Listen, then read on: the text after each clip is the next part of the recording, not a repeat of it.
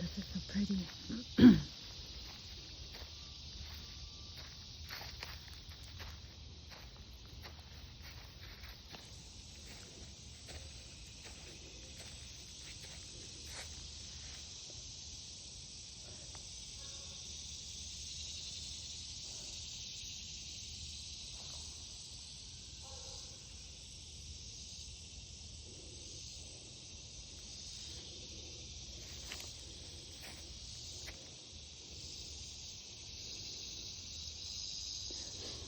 Okay, so I smell a black snake. I know that sounds weird, but when we first moved here, my brother was running a house with a field.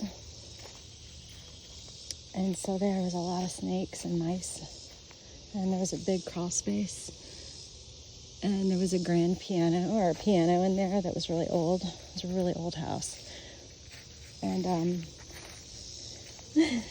their dog kept staring at the piano. It was all hardwood floors, like in a dining room that they didn't use. And their dog kept staring at the piano. And my sister-in-law was like, I think there's a ghost in that room because she keeps staring at the piano. And and then all of a sudden the head of a snake comes out, a black snake. And black snakes down here get really big. They're like, I don't know, like 8 feet long. But they're good snakes because they eat the copperhead snakes, which the copperhead snakes are poisonous. And they also eat mice and rats. So if you have a black snake, it's probably a good thing because you don't have very many mice and you don't have very many copperheads because he's protecting you. But anyway, the snake, me and my brother were so fucking excited because we'd never seen a snake like that because we're from Michigan, and we're like, what the fuck? The thickest part of it was probably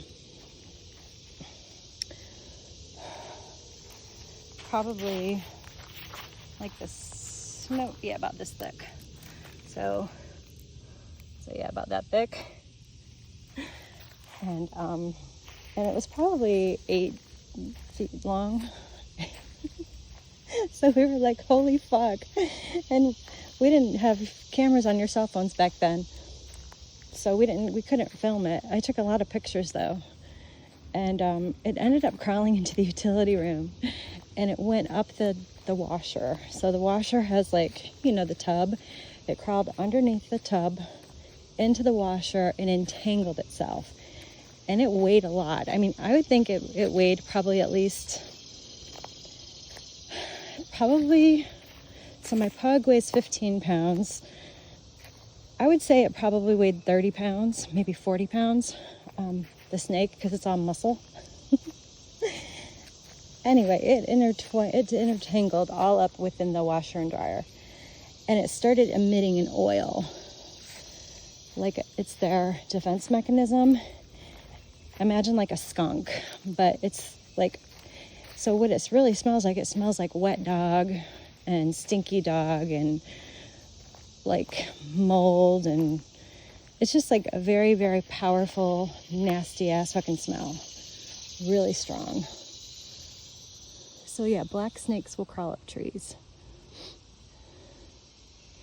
And they eat birds and nests, so they'll climb up a tree and then, you know, eat the baby birds or whatever. So anyway, why am I telling you this? I have no idea. Oh, because as I was walking, I was smelling the snake, that smell. So with my brother, what we ended up doing is we ended up calling animal control, which didn't even know that existed when I moved here.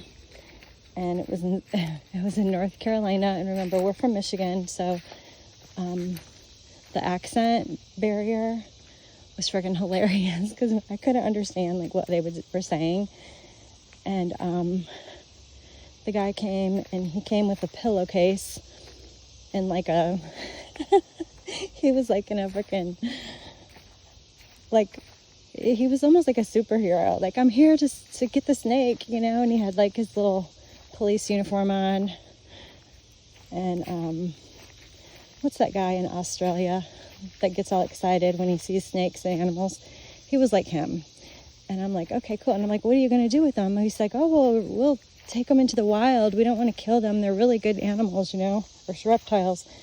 And we're like, okay, cool. So you're going to wrestle them and get them out of the dryer? And he's like, yep. And he's like, it's going to take a lot of moving around, but...